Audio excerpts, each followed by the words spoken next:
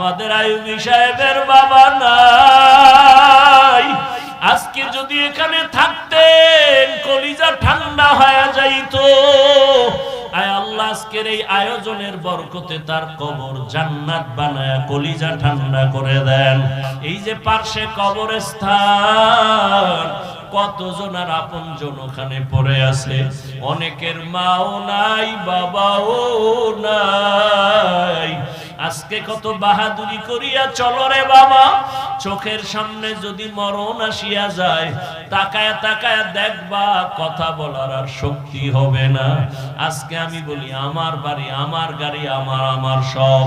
আরে আমার আজরাইল আইসা যদি রুহুটা নিয়ে যায়, আমার আপনজনের আমার গায়ের গেঞ্জিগুলো বেলে দিয়া কেটে কেটে রাখবে। সাদা কাফনে প্যাকেট বানায় আমাকে ঘর থেকে নামায় দিবে। আজ আমার ঘড়ি আর একজনে হাতে দিয়া বলবে এটা হাফিজের ঘড়ি, এটা আমার ঘড়ি। আমার জামা আর একজনে গায়ে পরে বলবে এটা আমার জামা। আমার বাড়ি অন্যেরা ঘর করে থাকবে, বলবে এটা আমার বাড়ি। এইভাবে বিদায় দিয়ে আমাকে ওই বাঁশবাগানে রেখে আসবে। ওই অন্ধকার কবরে তখন আর কেউ থাকবে না। এরে আল্লাহর বান্দারা, ওই কবরে প্রশ্ন হবে সবার বেলায় তিনটা। রবের পরিচয় দাও, ধর্মের পরিচয় দাও, রহমাতুল লিল আলামিনের পরিচয় দাও। যারা জবাব দিতে পারবে, নবীজি বলেন তাদের কবর হবে রওজাতুম মির রিয়াজিল জান্নাহ। আর যারা জবাব দিতে পারবে না, তাদের কবর হবে হুফরাতুম মিন হুফারিন নার। কে জবাব দিতে পারবে, কে পারবে না জানা নাই। আমি হুজুর, আমি পারবো গ্যারান্টি নাই। আপনি হুজুর না, আপনি পারবেন না তাও বলা যাবে না। ওরে হে, মরণের সময় কার হেদায়াতের কালেমা জারি হবে বলা যায় না। ওরে আল্লাহর বান্দারা, তবে দুনিয়াতে যদি নেক আমল নিয়া গুনাহ থেকে বাঁচিয়া মরণের বিছানায় যাওয়া যায়, হয়তো আমার মাওলা আমলের বরকতে আলেমদের নেক নজর লাগলে জবানে কালেমা জারি হয়ে যাবে। ঈদের নামাজ পড়িয়া একটা যুবক কবরের কিনারায় দাঁড়ায় কান্না করে। ও যুবক, ঈদের দিন বড় আনন্দ, বাদ দিয়া তুমি কবরের কিনারায় কেন কান্না করো? যুবক বলে, ভাই, গত বছর ঈদের সময় আমার বাবা আমার পাশে দাঁড়াইয়া নামাজ আদায় করেছিলেন। বিদায় আমার মা আমাকে ঈদগাহে যাওয়ার সময় দোয়া করেছিলেন। আজকে যখন আমি ঈদের নামাজে বের হইতেছি, হঠাৎ করে আমার মা বাবার কথা স্মরণ হয়ে গেল। আমি তাকাইয়া দেখি বাবার বিছানাটা খালি। আমার পাশে আজকে দাঁড়ায় নামাজ আদায় করবে আমার মাও নাই যে আমার মাথায় হাত দিয়া দোয়া করবে। ও আমার বাবারা, যার মা বাবা এখনো বেঁচে আছে, দোয়া নিও। ওই রত্ন হারায় গেলে আর জীবনে কান্না করিয়াও পাইবা না। ওই বাবার জন্য দোয়া নাও, মায়ের দোয়া নাও। বাসায় গিয়া বলিও, মা, তোমার দোয়া যদি না দাও, আমার হেদায়েতের দরজা খুলবে না। মা, জীবনে বহু কষ্ট দিয়েছি, দয়া করে মাফ করে দাও। মাথায় হাত দিয়া দোয়া করে দাও। মা যদি মাথায় হাত দিয়া দোয়া করে, আর সে আজিমে দোয়া চলিয়া যাবে। ওই মা বাবা হারাইয়া যারা কবরস্থানের পাশে হাজির, দুই ফোঁটা চোখের পানি ছেড়ে আল্লাহর কাছে দোয়া করিও। গুনার কারণে আজকে চোখ না পাক, জিহ্বা না পাক, অন্তর না পাক, পাথরের মতো দিন শক্ত, কান্নাও নাই। ওরে যাদের চোখে পানি আছে, পারলে হাতটা বাড়াইয়া দোয়া নিও। আর আল্লাহর কাছে তওবা করিও। মরিয়া গেল আর আল্লাহকে বলিও, আল্লাহর নামাজ ছাড়বো না, গুনাহ করব না, মা বাবার বরদোয়া নিব না, আর কোনদিন নামাজ ছাড়বো না, দাড়ি কাটবো না, বেপরদায় চলবো না। উলামায়ে কেরামের নেক দোয়া নিয়া, মা বাবার দোয়া নিয়া শিক্ষকের দোয়া নিয়া নবীর আদর্শ মতে চলবো। তওবা করতে যদি পারো রে বাবা, আল্লাহর সাথে সাথে গুনাহ মুক্ত করে তওবা কবুল করে নিবেন। আল্লাহর কাছে তওবা করো হে যুবক বাবা, মা বাবার দোয়া নিয়ে তওবা করো। আর জীবনে নামাজ ছাড়বা না, বেপরদায় চলবা না, দাড়ি কাটবা না, মা বাবার সাথে বেয়াদবি করবা না, শিক্ষকের সাথে বেয়াদবি করবা না, উলামায়ে কেরামের নেক দোয়া নিয়ে নবীজির আদর্শে চলবা। তওবা করার মতো যদি অন্তর তৈরি হয়, মুনাফিকি যদি না থাকে, খাঁটি তওবার নিয়ত যাদের আছে, দুটো হাত আমার আল্লাহকে দেখাইয়া দাও। তো বিনা হিসাবে জান্নাত আল্লাহ দিবেন ওয়াদা করেছেন। শর্ত কি? দুনিয়াতেই গুনাহ থেকে নিজেকে বাঁচাতে হবে। গুনাহ থেকে বাঁচানোর জন্য যেই পুঁজি দরকার, ওই পুঁজিটা আমাদের অর্জন না হওয়ার কারণে বয়ান শোনার পরেও আমাদের আমলের খাতা শূন্যের কোঠায়। ওই পুঁজিটা যদি অর্জন হয়ে যায়, তা একটা মানুষ দুনিয়ার লাইনে থাকলেও সে আখেরাত মুখী হয়ে যায়, শুধু ওই পুঁজির কারণে। ওই পুঁজিটার নাম হলো আল্লাহর ভয়। এই পুঁজিটার এত মূল্য, এই ভয়টাকেই কোরআনের ভাষায় তাকওয়াও বলা হয়, খাশিয়াও বলা হয়। পুঁজিটার যে এত দাম যে আল্লাহ নবীজিকে পর্যন্ত বলেছেন যে আপনি আমাকে ভয় করেন। ইয়া আইয়ুহান নাবিয়্যুত্তাকিল্লাহ ওয়ালা তুতি'ল কাফিরিনা ওয়াল মুনাফিকিন। হে নবী, আপনি আমাকে ভয় করেন, কাফের মুনাফিকের অনুসরণ করবেন না। যে নবীজির কোনো গুনাহ নাই, সন্দেহ করলে তার ঈমান চলে যাবে, সেই নবীকেও আল্লাহ বলেন আমাকে ভয় করেন। তাহলে এই ভয়টা বড় দামি এক সম্পদ। যতক্ষণ পর্যন্ত এই ভয় অন্তরে আসবে না, ততক্ষণ পর্যন্ত বয়ান চলবে, মানুষের জিন্দেগি পরিবর্তন হবে না। আর এই ভয়টা অন্তরে আসার জন্যই উলামায়ে কেরামের মেহনত, বয়ান, হার লাইনে মেহনত চলতেছে, উম্মত যেন আল্লাহকে ভয় করে। দেখেন এখানে আমরা যারা বসে আছি সবাই কিন্তু মুসলমান। আপনার আল্লাহ আমার আল্লাহ দুই না এক? নবী, কাবা, কোরআন, হাদিস, ধর্ম, কালেমা, দুনিয়াতে আরসি সিস্টেমও, বিদায়বেলা কাফনের সংখ্যাও, পুরুষের 3, মহিলার 5টা। কালার আলাদা হবে? কালারও কি কি কালার হবে? সাদা কালার হবে। কাফনের উপরে লেখা থাকবে মেম্বরের লাশ, কোটিপতির লাশ, বড় হুজুরের লাশ। তাহলে বাহাদুরির ভ্যালু কি? আজকে আপনি বাহাদুরি করেন টাকার, ক্ষমতা, আমি বাহাদুরি করি এলেমের, কণ্ঠের। কাফনে ঢুকলে সব বাহাদুরি শেষ। কবরের সাইজও এক নাকি? এলাকার কবর এক হাত বড়, কবরে রাখার পরে প্রশ্ন 3টা, তাও কি? আমাকে যা আপনাকেও তাই প্রশ্ন করা হবে। রবের পরিচয় দাও, ধর্মের পরিচয় দাও, রাহমাতুল লিল আলামিনের পরিচয় দাও। তাহলে আপনার আমার আল্লাহ এক, নবী এক, কোরআন এক, কাবা এক, ধর্ম এক, কালেমা এক। তাহলে আপনাকে বয়ান করব কেন? বয়ান তো করব বিধর্মীকে, যারা আল্লাহ চিনে না, নবী চিনে না, কোরআন বুঝে না, হাদিস বুঝে না, আখেরাত বুঝে না। কিন্তু আপনাদেরকে বয়ান করব কেন না? আপনাদের পেছনে ঘুরতে ঘুরতে ঘুরতে ঘুরতে ওলামায়ে কেরাম দিন নাই, রাত নাই, খানা নাই, ঘুম নাই, মাইয়া পোলা, বিবি, পরিবার, কারো খবর নেওয়ার সময় নেই। শুধু আপনাদের পিছনেই তালি দিতেছে। শুধু আমি একা, হাজারো আলেম, তাবলীগওয়ালাদের মেহনত, পীর মাশায়েখের মেহনত, জুমার দিন খতিব ইমামের মেহনত, আমাদের বক্তাদের মেহনত, এরপরও ফলাফল জিরো। এখানে এত আশিক বসছে, অনেকে ফজর পড়ে নাই, জোহর পড়ে নাই, আসর পড়ে নাই, মাগরিব পড়ে নাই, এশাও পড়ে নাই। অথচ চাপাবাজি করে চায়ের দোকানে বই আমরা তাজা আশিকের রাসূল। আছে না নাই? কারণ কি? অথচ বয়ান যা করব, আপনারা এই বয়ান সবাই জানে, নতুন কোন বয়ান জিব্রাইল দিয়া যায় না। মিথ্যা বলা হারাম, গালি দেওয়া হারাম, গীবত করা হারাম, চুরি করা হারাম, ডাকাতি হারাম, সুদ খাওয়া হারাম, ঘুষ খাওয়া হারাম, মদ পান করা হারাম, গাঞ্জা খাওয়া হারাম, তাস খেলা হারাম, জুয়া খেলা হারাম, ক্যারাম বোর্ড হারাম, লুড্ডু হারাম, মা বাবার সাথে বেয়াদবি হারাম, আলেমের বিরুদ্ধে যুদ্ধ ঘোষণা দেওয়া হারাম। এগুলি জানেন না? সবই জানেন। কি বয়ান করব বলে? আমলের খাতা শূন্য। দেখেন, আমি টুপি খুলতে চাই না, লজ্জা পাই। আর আপনি কেমন ভিআইপি মুসলমান যে টুপি দিতে চান না, লজ্জা পান। কি কারণটা কি একটু হিসাব করেন তো? পশুকে আল্লাহ তো মেধা দেন নাই ভালো মন্দ যাচাই করার, মানুষকে দিছেন। একটু চিন্তা করেন তো।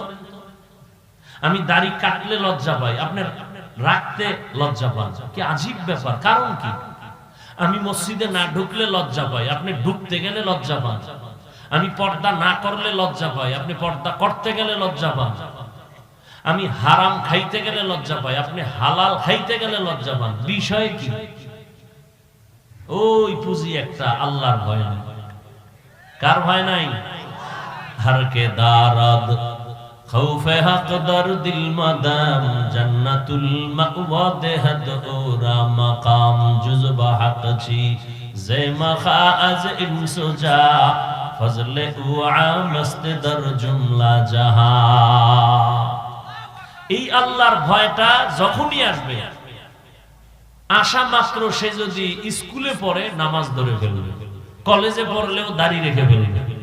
এ কারণে দেখেন, আপনি নামাজ পড়েন না, কিন্তু আপনার লাইনের বহু আল্লাহর বান্দারা জেনারেল লাইনে থাইকাও নামাজ পড়ে নাই। আপনি পারেন না কেন? আপনার মতোই তো যুবক রাস্তায় গাড়ি চালায়, নামাজ ছাড়ে না, আপনি পারেন না কেন? আপনার মতোই জেনারেল লাইনের মানুষটা র‍্যাব, আর্মি, পুলিশ, বিডিআর এর চাকরি করে, ডাক্তার, প্রফেসর, ইঞ্জিনিয়ার, নামাজি, আপনি পারেন না কেন? কার ভয় নাই? আর এই ভয়টা মায়ের গর্ভ থেকে নিয়ে আসা যায় না, এই ভয়টা কোথাও থেকে অর্জন করতে হয়। লিকুল্লি শাইইন মা'দিনুন ওয়া মা'দিনুত তাকওয়া কুলুবুল আরিফিন। প্রত্যেকটা ভালো জিনিস রাখার একটা গোডাউন আছে, আর একমাত্র আল্লাহর ভয় অন্তরে জমা করার একমাত্র গোডাউন হলো আল্লাহর প্রিয় বান্দা, ওলিয়ে কামেল, আহলুল্লাহ যারা, আরিফিন যারা, তাদের কলব। এই জমিনের মধ্যে যারা আল্লাহর প্রিয় আশিক, আহলুল্লাহ যারা, আমরা সাধারণ ভাষায় বলি ওলিয়া উলিয়া, এদের কলব হলো তাকওয়ার গোডাউন, আল্লাহর ভয়ের গোডাউন। এই ভয়টা যখন অন্তরে আসবে, বান্দা গুনাহ ছাড়াটা অনেক সহজ হয়ে যাবে। আমি এখানে যদি আপনাদের প্রশ্ন করি, আপনারা কারা কারা আল্লাহকে ভয় করেন, যদি জিজ্ঞাসা করি, সবাই হাত উঠাইব না? অনেক চালাক পারলে ফাউ উঠাই দিবে যে সাইরাত পায় আমরা আল্লাহর ভয় করি, অথচ নামাজ নাই, রোজা নাই, হালাল হারামের ভেদাভেদ নাই। তাহলে আপনি ভয় করেন, আমিও নামাজ পড়ে বলি আল্লাহকে ভয় করি। মূলত আল্লাহর ভয় কি জিনিস আপনার এখনো বুঝে আসে নাই। একটা মানুষ সাপ দেখলে ভয় পায়, তার প্রমাণ হলো সে সাপ ধরবেও না, কাছেও যাবে না। মাঝে মাঝে ঘুমের মধ্যে সাপ সাপ হয়ে জোরে চিৎকার দেয়। একটা সন্তান মা বাবারে ভয় করে, তার প্রমাণ হলো সন্তান মা বাবার সামনে অন্যায় করে না, কেন? শাস্তির ভয়। একটা ছাত্র শিক্ষকের ভয় পায়, এ কারণে অন্যায় করে না, কেন? মা বাবা, শিক্ষক তাকে শাস্তি দিবে। ঠিক এই জমিনের মধ্যে যেই মানুষ আল্লাহর আযাবকে ভয় করবে, ওই মানুষটা গলায় ছুরি লাগাবে, দাড়ির মধ্যে অস্ত্র লাগাবে না। হরকে দারাত খৌফে হক দর দিল মাদাম জান্নাতুল মাওয়া দেহদ ওরা মাকাম জুজবা হক চীজে মখাজ ইনসুজা ফজলে উআ মস্তে দর জুমলা জাহান। আল্লাহর ভয় অন্তরে জমা করো হে মুমিন। এই ভয়টা অন্তরে জমা করার জন্য একটাই মাত্র পথ, এই জমিনে আল্লাহর প্রিয় বান্দা যারা আছে তাদের নেক নজর লাগাও। কারণ আল্লাহর প্রিয় গোলাম যারা, তাদের নজরের মধ্যে পাওয়ার আছে। আছে না নেই? আরে এলাকার একটা গাঞ্জাখোরের চোখে যদি পাওয়ার থাকে, আল্লাহ আল্লাহর নজরে থাকবে না? একটা বেআমল গাঞ্জা খায়, ও একটা দুধের বাচ্চা খুব সুন্দর দেখে এত সুন্দর, গজব শুরু হয়ে গেছে। শুকায় যায়, খায় না। ডাক্তার কয় কোনো রোগ নাই, মুরব্বীরা কয় বদনজর লাগছে। লাগেনি? আপনাদের এলাকায় কদু গাছ লাগায় না? মাঝে মাঝে দেখবেন জুতা টানায়, দেখছেন কোনদিন? কেন? জুতার বরকতে কদুগুলো অনেক বড় হবে, পোকায় ধরবে না। কারণ এই জুতা বরকত কেন? নমরুদের গালে লাগছে এই জন্য। আসলে কি বরকতের জন্য জুতা টানায় না বদনজর? কার বদনজর? বড় হুজুরের। কার? একটা বেআমল ওয়ালা। তাহলে একটা গাঞ্জাখোরের নজরে যদি পাওয়ার থাকে, আল্লাহর প্রিয় গোলাম যারা, আল্লাহর প্রিয় বান্দা, আল্লাহ ওয়ালা, তাদের নজরে পাওয়ার থাকবে না? আউলিয়ারা কারে উকবা ইখতিয়ার, জাহেলারা কারে দুনিয়া ইখতিয়ার। মাইলে মোমেন সোয়ে মোমেন মিশাওয়াদ, মাইলে কাফের সোয়ে কাফের মিশাওয়াদ। আল্লাহর বান্দাদের যারা প্রিয়, তাদের চোখের নজরের মধ্যে আল্লাহ পাওয়ার দান করেন। কোরআনের ভাষায় পাওয়ারকে বলে ফুরকান, হাদিসের ভাষায় এই পাওয়ারকে বলে ফেরাসাত। ইয়া আইয়ুহাল্লাযীনা আমানু ইন তাত্তাকুল্লাহ ইয়াজআল লাকুম ফুরকানা। যারা তাকওয়ার উপরে মুজাহাদা করবে, প্রচেষ্টা করবে, আল্লাহ তাদেরকে ফুরকান নামের পাওয়ার দান করবেন। রহমতের নবী বলেন, ও দুনিয়ার উম্মত, ইত্তাকু ফিরাসাতাল মুমিন ফাইন্নাহু ইয়ানজুরু বিনুরিল্লাহ। আল্লাহর প্রিয় গোলাম যারা, তাদের ফেরাসাতের পাওয়ারকে তোমরা ভয় করিও। কারণ তুমি যা দেখো না, বুঝো না, আল্লাহর প্রিয় গোলাম যারা, আল্লাহ ওয়ালা, তারা অনেক কিছু দেখেন, বুঝেন, নূরের, আল্লাহর দেওয়া নূরের পাওয়ার দিয়ে দেখেন, নূরের আলো দিয়ে তারা দেখেন। আর এই যে পাওয়ার, এটা আল্লাহ কোনো বেনামাজিকে দিবেন না, কোন গুনাহগার মারাত্মক অপরাধীকে আল্লাহ দিবেন না, আল্লাহ দিবেন তাকওয়াওয়ালাকে। আর এই পাওয়ার যদি পায়, তাহলে সে জমিনে বসে অনেক কিছু দেখবেন, যেটা সাধারণ মানুষ দেখবে না। খলিফাতুল মুসলিমিন ওমর ফারুক রাদিয়াল্লাহু তাআলা আনহু খুতবা পড়তেছে, হঠাৎ করে খুতবার মাঝখানে একটা অপ্রাসঙ্গিক আওয়াজ দিলেন, ইয়া সারিয়াতাল জাবাল, ইয়া সারিয়াতাল জাবাল, ইয়া সারিয়াতাল জাবাল। এই সারিয়া, পাহাড় পাহাড় পাহাড়। ওমর যেখানে আওয়াজ দিছেন, এখান থেকে সারিয়া 2000 কিলোমিটার দূরে ইরানে যুদ্ধ করে। সারিয়াকে জিজ্ঞাসা করা হলো, সারিয়া, ওমরের আওয়াজটা শুনছনি? বলে, কাছে বসিয়া যেভাবে শোনা যায় তেমনি শুনছি। আউলিয়ারা কারে উকবা ইখতিয়ার, জাহেলারা কারে দুনিয়া ইখতিয়ার। আল্লাহ তাআলা এই পাওয়ার দান করেন তার খাস বান্দা ওলিয়ে কামেল যারা, তাদের নজরে পাওয়ার, তাদের কথায় পাওয়ার কে দান করেন?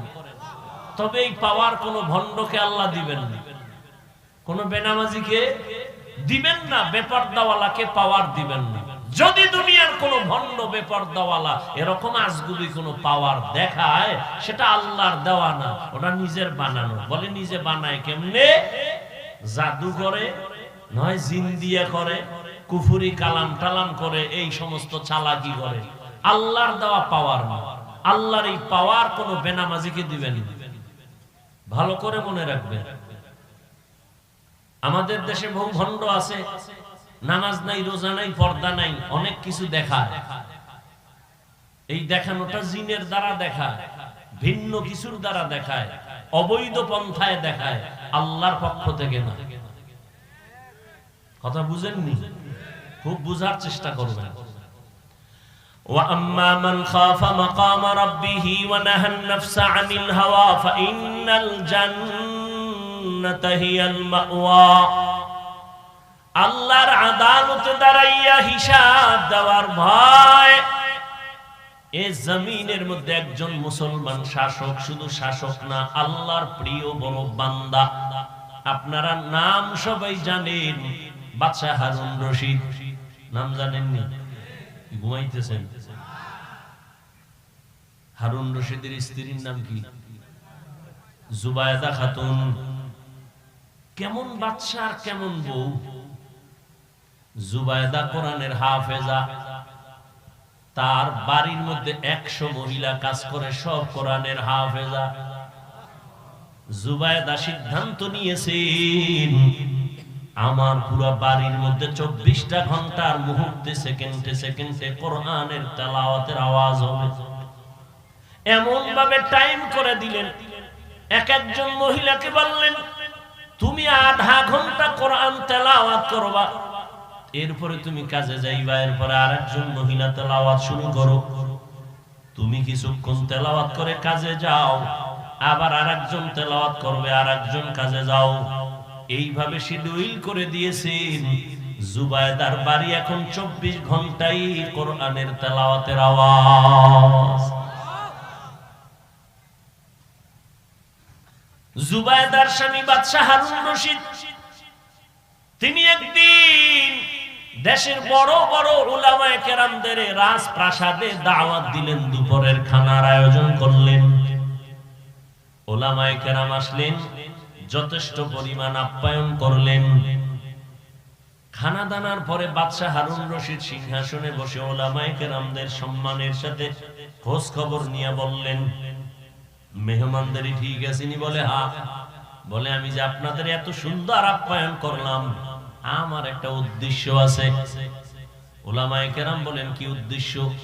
কয়, আপনারা তো আমাকে চিনেন। বলে, হ্যাঁ চিনি। আমি বাদশা হারুন রশিদ। আমি দুনিয়ার লাইনে যেমন দেশ পরিচালনা করি, আখিরাতের লাইনেও আমি আমলের চেষ্টা চালায় যাইতেছি। আমি ওই বাদশা। তো আমাকে আপনারা বলেন, কে কি রকম জানেন? বলে, সবাই ভালো জানি। তা আমাকে আজকে একটা রেজাল্ট দিতে হবে। কি? বলে, আমি যে আমল টামল করি, এর রেজাল্টটা কি হবে? আমি কি জান্নাতে যাব না জাহান্নামে যাব? সব আলেম এক আওয়াজ দিলেন, আপনি জান্নাতে যাবেন না জাহান্নামে, এটা বলার ক্ষমতা কারো? হ্যাঁ, আপনি ভালো আমল করেন, এতটুকু বলা যাবে আপনি জান্নাতের পথে আছেন, কিন্তু আপনি জান্নাতি এটা বলা যাবে না। অথবা আপনি অন্যায় করেন, বলা যাবে আপনি জাহান্নামের পথে আছেন, কিন্তু আপনি জাহান্নামী বলা যাবে না। বাদশা হারুন রশিদ মজাক করে বললেন, তা আপনাকে খাওয়াইয়া লাভ হইল কি? একটা রেজাল্ট যদি দিতেই না পারেন আমি জান্নাতি না জাহান্নামী, তো লাভ হইল কি খাওয়াইয়া? বাদশা নিরাশ। ঠিক আছে, আর কি করার, আপনারা চলে যান। মনটা বড় খারাপ। উলামায়ে কেরামও পেরেশান হয়ে গেলেন। বাদশার আপ্যায়নে আমরা আপ্যায়িত হলাম, কিন্তু তার মনের চাহিদা পূরণে একটা সমাধান দিতে পারলাম না। ভরা মজলিসের ভেতরে দেশের বড় বড় বড় বড় উলামায়ে কেরাম সব চুপ হয়ে গেলেন। যখন সবাই বিদায় নিবে এমন সময় পেছন থেকে একটা 9 বছরের বালক দাঁড়ায় গেলেন। দাঁড়ায় বললেন, বাদশা যাবো না, বেয়াদবি মাফ করবেন, যদি আপনি অনুমতি দেন আপনার জবাবটা আমি দিব। সুবহানাল্লাহ। সারাদিন বিড়ি ঠেললে সুবহানাল্লাহ কইবেন কেন? আল্লাহ হেদায়েত দান করুন। জিন্দেগি মে বন্দেগি তু কর নাহি, जिंदगी में बंदगी तू कर नहीं, जिंदगी बे बंदगी शर्मिंदा है, जिंदगी बे बंदगी शर्मिंदा है। यहाँ हम सब मुसाफिर दिल ना लगा,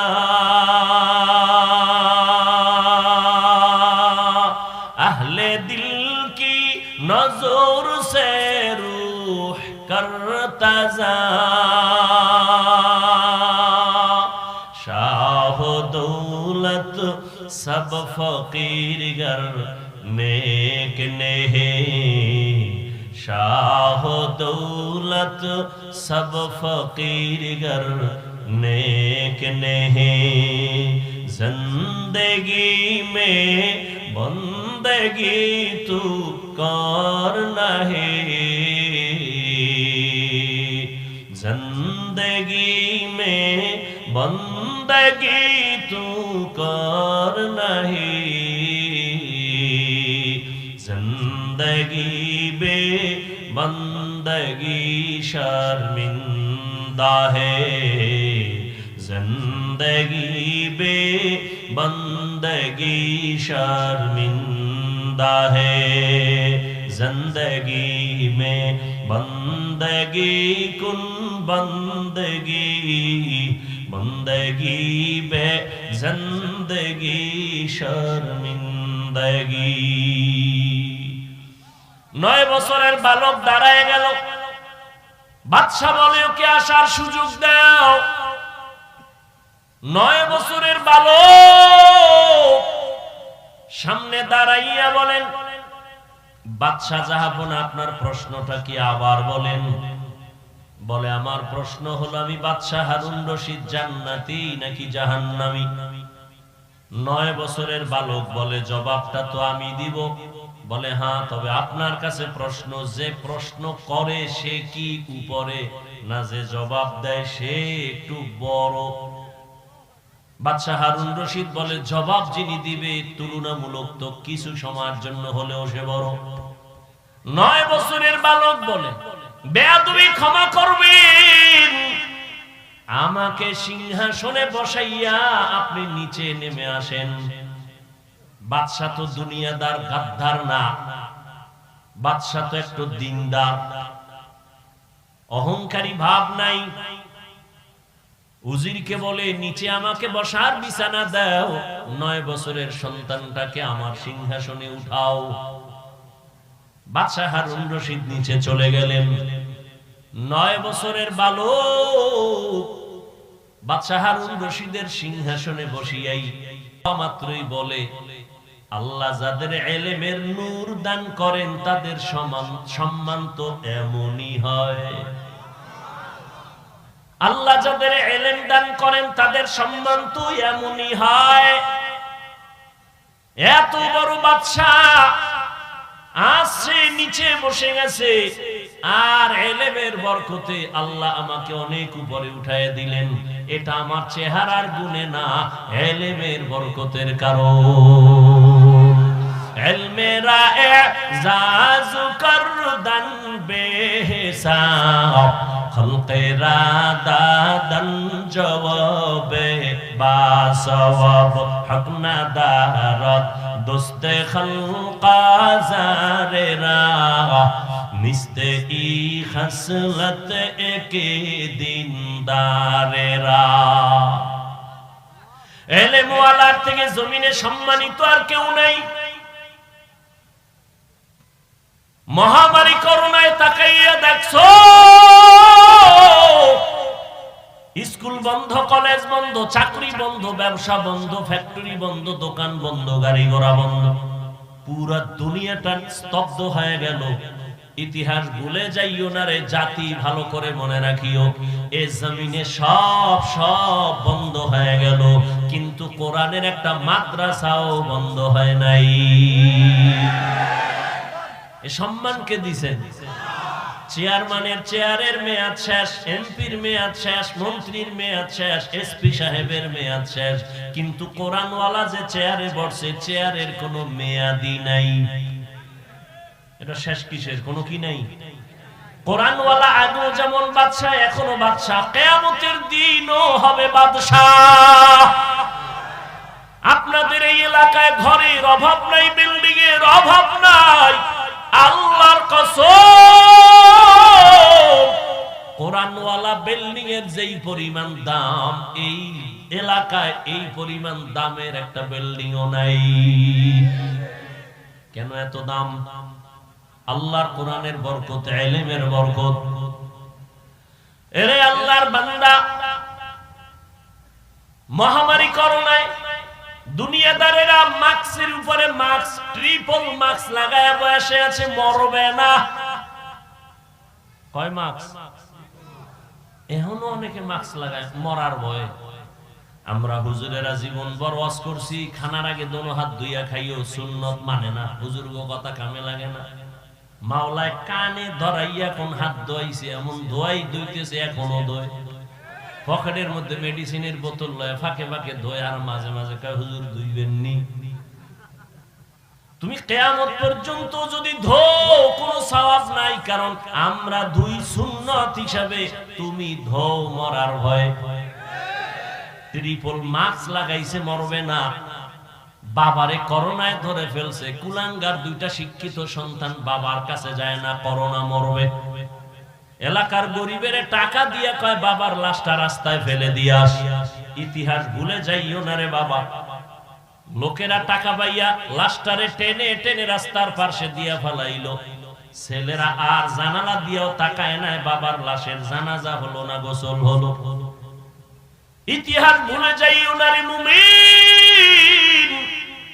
ওই করোনার সময় আমার দেশের টুপিওয়ালারা, উলামায়ে কেরামেরা শত শত করোনার লাশ নিজের কাঁধে নিয়ে গোসল করাইয়া, কাফন পরাইয়া, দাফন করাইয়া, জানাজা পড়াইয়া কবরে দিলেন। একজন হুজুরেও করোনায় মরে নাই। এলমেরা এজাজু করদান বেহিসাব, খলকে রাদাদান জওয়াবে বাসওয়াব। এলেমের সম্মান কে দান করেন? এজন্যই তো ১৫০০ বছর আগে বিদায় বেলা রহমতের নবী চ্যালেঞ্জ দিয়ে গেলেন। ক্বালা রাসূলুল্লাহ সাল্লাল্লাহু আলাইহি ওয়া আলিহি ওয়া সাল্লাম, তারাকতু ফীকুম আমরাইন লান তাদিল্লু মা তামাসসাকতুম বিহিমা, কিতাবাল্লাহি ওয়া সুন্নাত রাসূলি। উম্মতেরা, দুই জিনিস রেখে গেলাম, যদি আকরাইয়া ধরো, ঈমানও যাবে না, সম্মানও যাবে না। আজও যাদের কাছে কোরআন আছে, নবীর আদর্শ আছে, এদের মতো সম্মানে আজকে পর্যন্ত কেউ নাই। সম্মানকে দান করেন, বুঝেন? কিন্তু আল্লাহর দেওয়া সম্মান আর একটা সম্মান আছে টাকা দিয়া কেনে। কি দিয়া কেনে? যেমন এটা সম্মানের চেয়ার, আমি মেহমান এলেমের কারণে বসছি, আবার এলাকার এক মাস্তানাইয়া বসবে, টাকা দিয়ে কিনে বসবে, ক্ষমতার চেয়ারে আমি বসবো। ব্যবধানটা কি? টাকা দিয়া সম্মান কিনলে প্রথমে ফুলের মালা, ফাইনালে জুতার মালা। আর আল্লাহর দেওয়া সম্মান যারা পাবে, এরা দুনিয়ায়ও বাদশাহ, পরকালেও বাদশাহ। যারা দুনিয়া দুনিয়া করে, দুই জিনিস পাওয়ার জন্য দুনিয়া দুনিয়া করে, এক চায় শান্তি আর এক চায় সম্মান। কিন্তু এই দুনিয়াদারেরা একটাও শান্তিতেও নাই, সম্মানেও নাই। 10 তলা বিল্ডিং শান্তি, তো বিল্ডিং দিয়ে মাস্তানি করে লাভ কি? যদি বিল্ডিং থুইয়া জঙ্গলে ঘুমানো লাগে। সুইস ব্যাংকে কোটি কোটি টাকা রেখে মাস্তানি করে লাভ কি, যদি ওই টাকা তোর বংশের কেউ খেতে না পারে? এই মাস্তানি করে কোনো লাভ আছে? কোনো লাভ নেই। বরং ওই কপাল পরা নিজেও গেল, ওর শিশু বাচ্চা মাইয়া পোলাডিরও বিপদে ফেলায় গেল। কথা ঠিক না? বাপ নামের কলঙ্ক।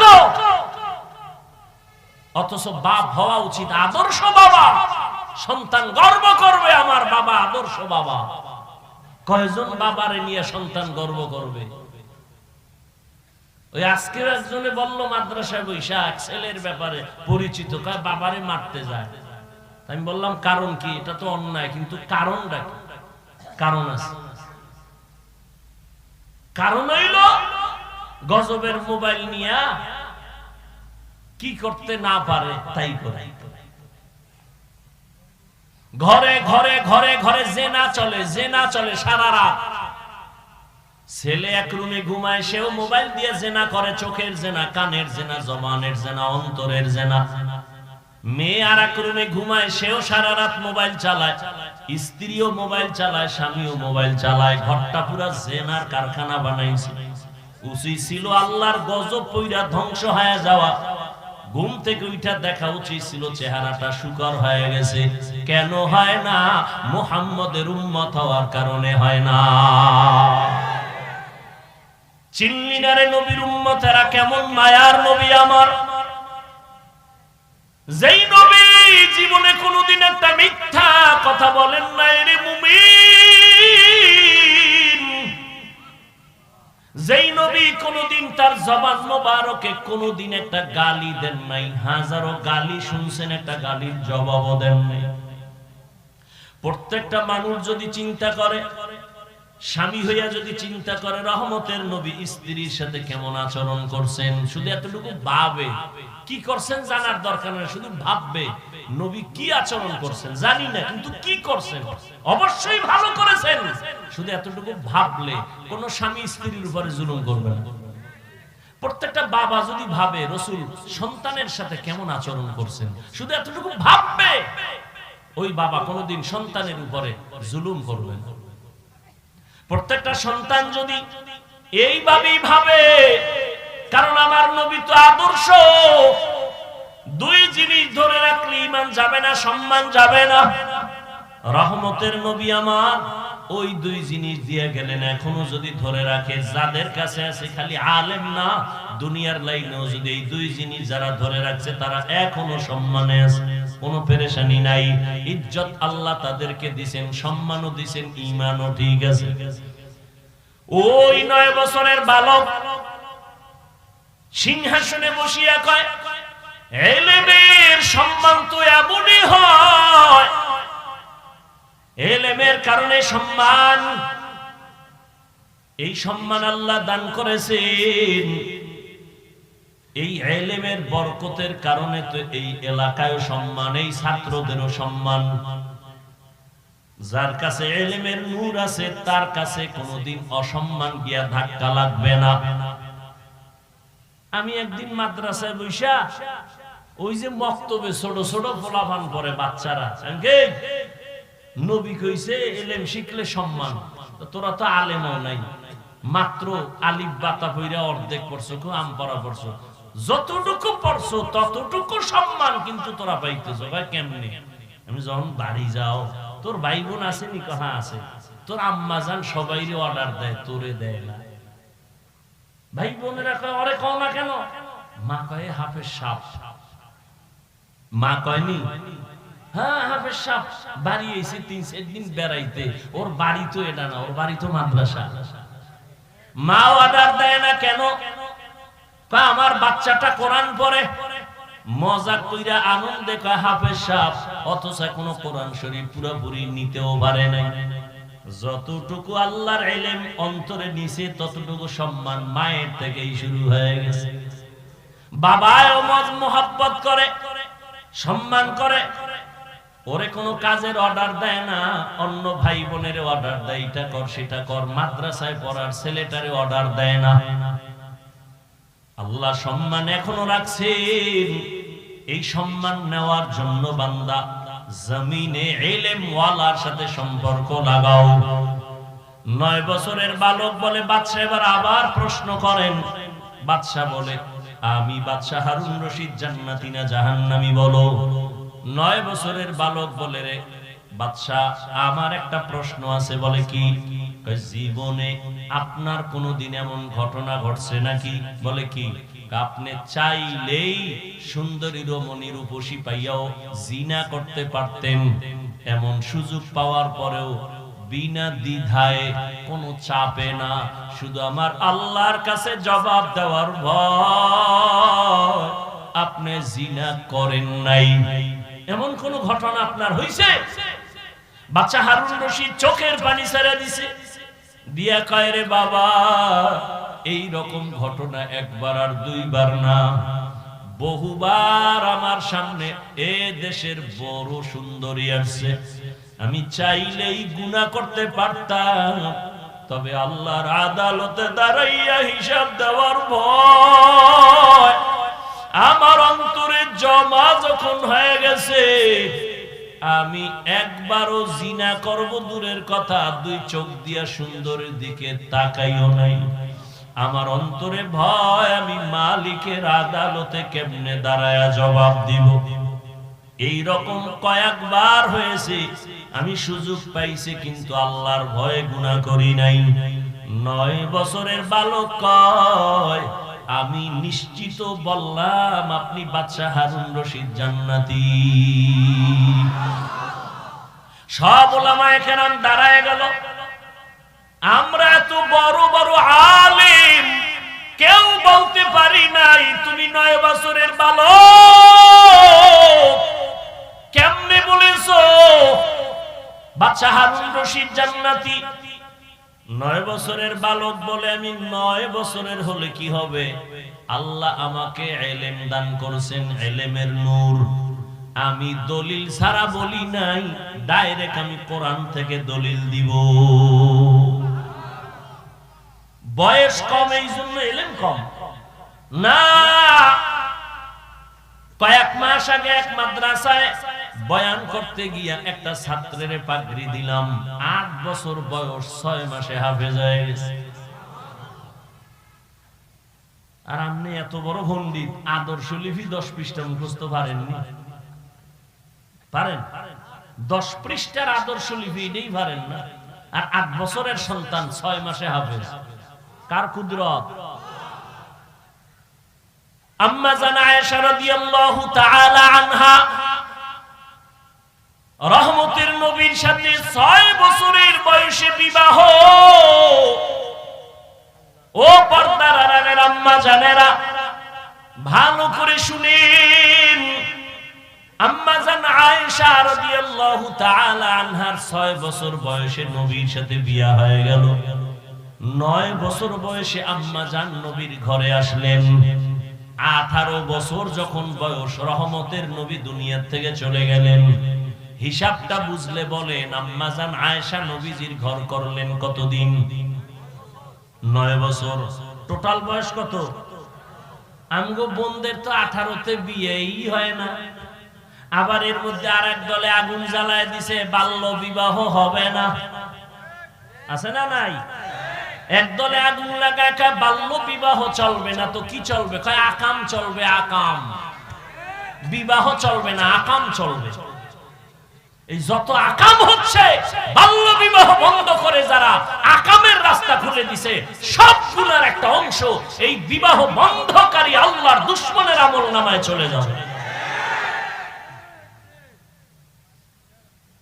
কি সুবহানাল্লাহ।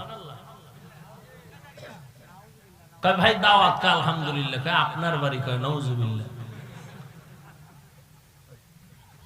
আম্মা জান আয়েশা রাদিয়াল্লাহু তাআলা আনহা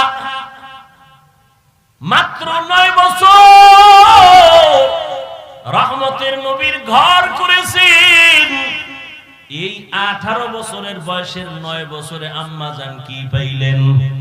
আম্মা জান বলেন, রহমতের নবীর নেক দোয়া লাগছে তো আমি 2000-এর উপরে হাদিসের হাফেজা হয়ে গেছি। আপনাকে বউরা পারে 2-1টা হাদিস, তেমনি আহলে হাদিস। হাদিস পারেন না, কেমনে আহলে হাদিস হইলেন? আল্লাহ হেদায়েত দান করুন। এই যে একটা কিলাকিলি শুরু হয়েছে, বাহাদুরি কি রমজান আইছে না? 11 মাসে বাহাদুরি না করতে হলো তারাবিটা লয়ে করবে। 8 রাকাতের পর একটা তুফান শুরু হয় মসজিদের ভিতরে, কথা ঠিক না? মানে 8 রাকাত পইরা 20 রাকাত ওয়ালাগো ধাক্কা দিয়ে বের হয়ে গেছে, বাহাদুর। আমি আধা মিনিটের জন্য যদি মেনে নেই আপনি তারাবি 8 রাকাত পড়বেন, মেনে নিলাম, পড়েন, কোনো দ্বন্দ্ব নেই, ঝগড়া নেই। রমজানে আপনাদের জানা থাকলে বলেন একটা নফলের দাম কত? ফরজের সমান। তাহলে নফল কি রমজানে দামি না বেদামি? তাহলে আপনি 8 রাকাত যদি পড়েন ঠিক আছে, মেনে নিলাম, বাকি 12 রাকাত নফল হিসাবে পড়েন। আপনি বাহাদুরি করে বের হন কেন? অথচ আপনি হাদিস মানেন। কি হাদিস মানেন আপনি? রাসূল বলেছেন কিয়ামতের দিন ফরজ আমলের ঘাটতি পূরণ হবে নফলের দ্বারা। আপনি কি হাদিস পড়েছেন? আল্লাহ হেদায়েত দান করুন। রহমতের নবী সাহাবায়ে কেরাম নফল ইবাদত করে নাই, আপনি কেন করবেন না? হ্যাঁ, সমস্যা আছে, করেন না, সেটা ভিন্ন। কিন্তু যদি বাহাদুরি করেন আমি করব না, এই বাহাদুরিতে যদি কিছু আমল করেন তাও বরবাদ হয়ে যাবে। উলামায়ে কেরাম বললেন, বাবা তুমি কেমনে বলেছো বাদশা হারুন রশিদ জান্নাতি? বলে কোরআন তার দলিল। বলে কি দলিল দাও?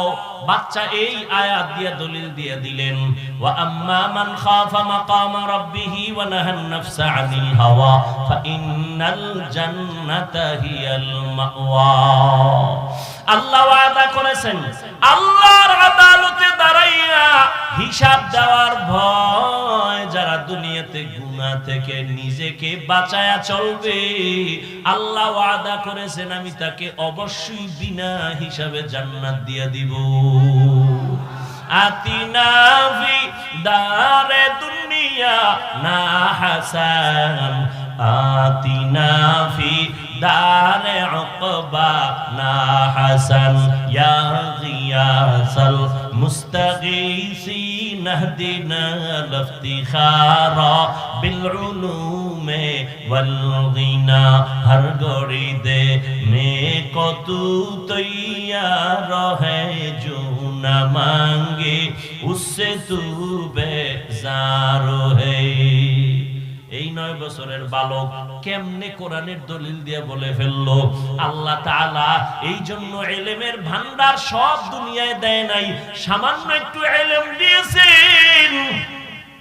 নবীর ব্যাপারে দুনিয়াতে এত তাফসীর, এত ফিকহ, এত মুফতি, এত মুহাদ্দিস, এত মুফাসসির, সব ইলমের গোড়া আমার রহমতের নবী।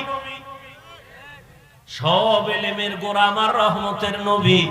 আর সেই নবীর ব্যাপারে আল্লাহ কয় মা উতিতু মিনাল ইলমি ইল্লা কালিলা, আমি আপনাকে সামান্যতম ইলম দান করেছি, আর সব ইলম আমি মাওলা কুদরতে জমা রাখছি। আমি মাঝে মাঝে দিব, মাঝে মাঝে দিব, মাঝে মাঝে দিব, তবে চাইতে হবে। আল্লাহ কয় নবী আপনি কেমনে চাইবেন আমি শিখাই দিই। আপনি সব সময় চাওয়ার দোয়া করবেন, রব্বি জিদনি। আপনি দোয়া চা করবেন আর আমি ইলম দিব। কিয়ামত পর্যন্ত এই দরজা খোলা। আমি মাঝে মাঝে আমার মোহাব্বতের গোলামদের ইলমের দরজা দিয়া সিনাটা খুলে দিব।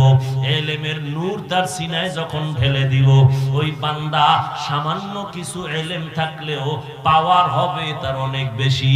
হাজী ইমদাদুল্লাহ মুহাজিরে মক্কি রাহমাতুল্লাহ আলাইহি যদিও জাহিরি ভাবে কিতাবাদি বেশি পড়েন নাই, কিন্তু আল্লাহ এই পরিমাণ ইলমের নূর তাকে দান করেছেন। ভারতবর্ষের ইলমের মহাজ্ঞানী সমস্ত আলেম যারা, সবাই তার নাম জানে। রশিদ আহমদ গঙ্গুহি রহমাতুল্লাহ আলাইহি এত বড় ইলমওয়ালা, তিনিও গিয়া হাজী সাহেবের দরবারে গিয়া মারিফতের রং লাগায়া বায়াত গ্রহণ করেছেন। আল্লাহ তাআলা ইলমের দরজা দিয়া কিয়ামত পর্যন্ত আল্লাহ যাকে পছন্দ করেন তার সিনাটা খুলে দিবেন। 9 বছরের বালক জবাব দিয়া দিছে, কে সেই 9 বছরের বালক? সাধারণ কোনো বালক না। আল্লাহ তারে এমন ভাবে কবুল করেছেন, তিনি হলেন এ দুনিয়ার বর্তমানে সবাই তার অনেক মানুষ মুসলমানেরা অনুসরণ করে তার মাযহাবের। তিনি এক মাযহাবের ইমাম, ইমাম শাফিঈ রাহমাতুল্লাহি আলাইহি। আল্লাহ তাকে এমন মাকাম দান করেছেন, এজন্যই তোরে মুমিন গুনাহ থেকে নিজেকে বাঁচাও, জবানটারে গুনাহ থেকে বাঁচাও। তুমি যখন যা চাইবে আল্লাহ তখন তাই দিবেন। আল্লাহর কাছে পবিত্র জবান দিয়ে একটা ডাক দিও, আল্লাহ দেওয়ার জন্য রেডি। বান্দা তুমি গুনাহ থেকে নিজেকে বাঁচাও, তোমার চোখ হেফাজত করো, তোমার হাত হেফাজত করো।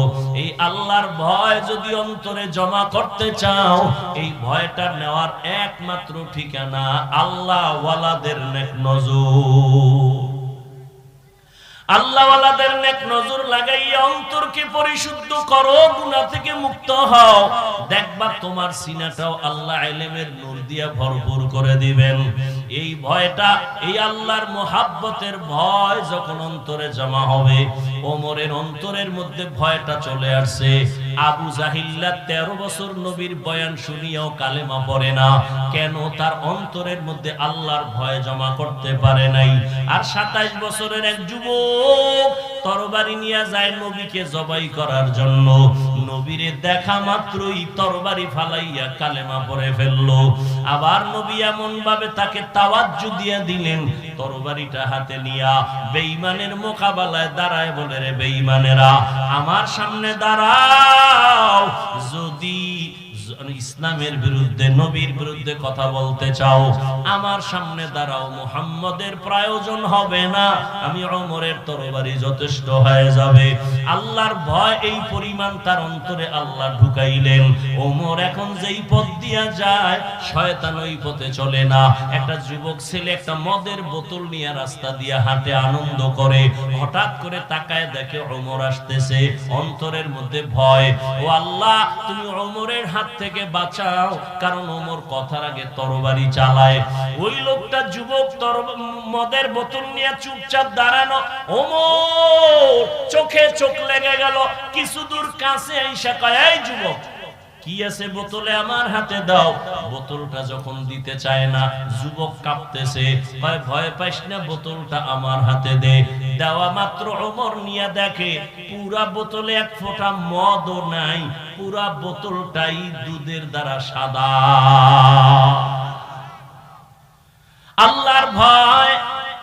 এই ওমর অর্ধ দুনিয়ার খলিফা। দিনের বেলা মানুষের বিচার করেন, রাতের বেলা ঘুমায় না, ঘুরা ঘুরা খবর নেয় আমার এলাকার মানুষের কি হালাত। হঠাৎ গিয়ে দেখে পাহাড়িয়া জঙ্গলের পাশে একটা ছোট বাতির ঘর দেখা যায়। ওমর একা সেখানে গিয়া চুপচাপ দাঁড়াইলেন। শুনে ঘরের মধ্যে মহিলাদের আওয়াজ শোনা যায়। এক মা তার মেয়েকে ডাক দিয়া কয়, ও সন্তান, বাজারে দুধ বিক্রি করতে নিবি, পানি বেশি দিয়া নিবি। মেয়ে ডাক দিয়া কয়, মা ওমর যদি খবর পায় তরবারি দিয়া কল্লা ফেলে দিবে। মা কয়, ওমর তো দেখবে না। মেয়েটা ডাক দিয়া কয়, মা যদি ওমর দেখবে না, তবে ওমরের আল্লাহ আমাদের দেখবেন। ওমর এই কথা শুনে চলে গেছে। পরের দিন আদালতে ওই মহিলাকে ডাকানো হলো, মেয়েটাকেও ডাকানো হলো। সম্মানের সাথে ওমর বললেন, ও পর্দার আড়ালের মা, আপনার মেয়েটা এত সুন্দর, আল্লাহ ভীতি নিয়ে চলে, আমি বড় মুগ্ধ। আপনি যদি মনে কিছু না নেন, আপনার মেয়েটাকে আমি ওমরের ছেলের জন্য বউ বানাতে চাই। মা খুশি। ওমর যদি আমার মেয়েকে নিতে চায়, এর থেকে সৌভাগ্যের কি আছে? রাজি হয়ে গেলেন। ওই মেয়েকে ওমরের ছেলের জন্য নিলেন। আর ওই মেয়ের ঔরসে, ওই মেয়ের বংশেই আরেকজন আকাশের নক্ষত্র আসছেন, ওমর ইবনে আব্দুল আজিজ রাহমাতুল্লাহি আলাইহি। ভাইরা আমার, এটা আল্লাহর ভয়ের কারণে সম্ভব। কি পরিমাণ আল্লাহর ভয়! জান্নাতের টিকিট পাইয়াও ওমর চোখের পানি ছেড়ে কান্না করেন, আল্লাহর আদালতে আমি কেমনে দাঁড়াইয়া হিসাব দিব? রহমতের নবী বলেন, আমি একদিন এশার নামাজ পড়ে ঘুমায় গেলাম। আমি আম্মা জান আয়েশার হুজরায় ঘুমাই, মসজিদ তো পাশেই, আয়েশার হুজরায় ঘুমাই। আমার ঘুমটা এমন যে আমার চোখ বন্ধ থাকে, আমার অন্তর কখনো ঘুমায় না। রাতের গভীরে হঠাৎ আমার ঘুমটা ভেঙ্গে যাচ্ছে, কি যেন একটা কান্নার আওয়াজ আমার কানে আসতেছে। আমি সজাগ হইয়া টের পাইলাম যে মসজিদের মধ্যে কে যেন কান্না করে। আমি আস্তে করে উঠলাম, উঠিয়া আমি বের হইয়া দেখি মসজিদের মধ্যে সাধারণ কেউ কান্না করে না। রাতের গভীরে আমার সাহাবী আবু বকর নামাজে দাঁড়ায় কান্না করতেছেন। আল্লাহর নবী বলেন, আমি অপেক্ষা। আবু বকর নামাজ শেষ করার পরে আমি জিজ্ঞাসা করলাম, ও আবু বকর, এই গভীর রাতে আপনার কান্নার আওয়াজে আমার ঘুম ভেঙ্গে গেল, আপনি নামাজের মধ্যেই রাতে কাঁদলেন কেন? এবার আবু বকর বলেন, ইয়া রাসূলুল্লাহ, আল্লাহর আদালতে দাঁড়াইয়া হিসাব দেওয়ার ভয় আমি কান্না করেছি। রহমতের নবী বলেন, আবু বকর, জান্নাতের 10 জন সাহাবাদের মধ্যে আপনি তো প্রথম, আপনি কেন কান্না করলেন? আপনাকে তো আল্লাহ জান্নাতের সুসংবাদ দিয়েছেন। আবু বকর বলেন, পয়গম্বর, আপনিই তো বয়ান করেছেন আল্লাহর আদালত বড় কঠিন। হাসরের ময়দানে সব মানুষ উলঙ্গ দাঁড়াবে, এমন অবস্থা হবে হাসরের মাঠে, যেই হাসরের ময়দানে সূর্যের গরমে জমিনটা তামা হয়ে যাবে, জাহান্নামের আগুনের গরম। আমার আল্লাহ রাগান্বিত আওয়াজ দিবেন, এমন এক হালাত হবে যে নবীরা পর্যন্ত কান্না করবেন। ওই হাসরের মাঠে আমার আল্লাহর আদালতে যদি নবীরাও কাঁদেন, আমি আবু বকরের উপায় কি হবে? হাসরের ময়দানে যদি আমার আল্লাহ ডেকে বলে, আবু বকর, আমি তোমাকে এত নিয়ামত দান করেছি, আমার এই নিয়ামতের বিনিময়ে কি নিয়ে হাজির হয়েছো? আমি যদি বলি, হে মালিক, তোমার মোহাব্বতে নামাজ রোজা তেলাওয়াত নিয়ে আসছি। আল্লাহ যদি বলে, রে আবু বকর, তুমি যেই নামাজ পড়ছো এই নামাজ আমার পছন্দ মতো হয় নাই, এইভাবে তেলাওয়াত চাইছি ওইভাবে তেলাওয়াত করতে পারো নাই, আমি যেইভাবে রোজার আমল চাইছি ওইভাবে তুমি করতে পারো নাই, আমি তোমার আমল পছন্দ করলাম না, আমার জান্নাত ফিরায় দাও, তোমার আমল নিয়ে জাহান্নামে যাও। আল্লাহ যদি রাগান্বিত হইয়া আওয়াজ দিয়া কয়, রে জাহান্নামের ফেরেশতারা আবু বকরের শিকল লাগাও, ওই দিন আমার উপায় কি হবে রে পয়গম্বর? ওই আদালতে মানুষগুলো পাগলের মতো হয়ে যাবে, নবীরা কান্না করবেন, ওই সময় আমার কি উপায় হবে? এই ভয়ে আমি কান্না করতেছি। ও আমার কলিজার যুবক, পর্দার আড়ালের মা বোনেরা, ও বৃদ্ধ বাবাজি, কয়দিন আর দুনিয়ার বাহাদুরি করবেন রে বাবা?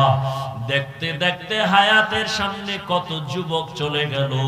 ও আমার যুবক বাবারা, আমি তোমাকে একবারও বলি নাই তুমি মাদ্রাসায় যাও, আমার মতো টুপি লাগাও, তাবলিগে যাও, পীরের কাছে যাও, বরং আমি বলবো তুমি স্কুলে পড়ো, কলেজে পড়ো, চাকরি করো, ব্যবসা করো, বাধা নাই।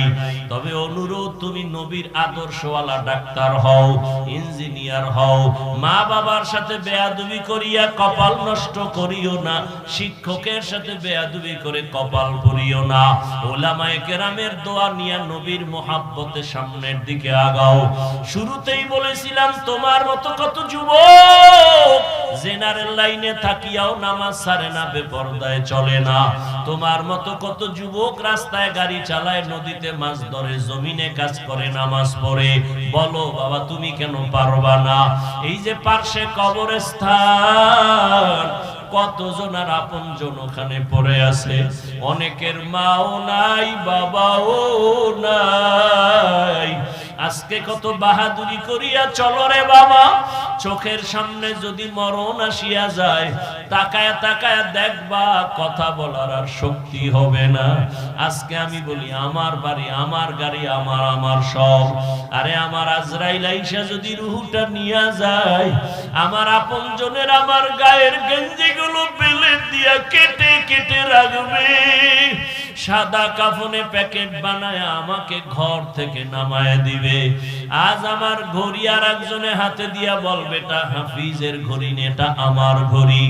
আমার জামা আর একজনে গায়ে পরে বলবে এটা আমার জামা। আমার বাড়ি অন্যেরা ঘর করে থাকবে, বলবে এটা আমার বাড়ি।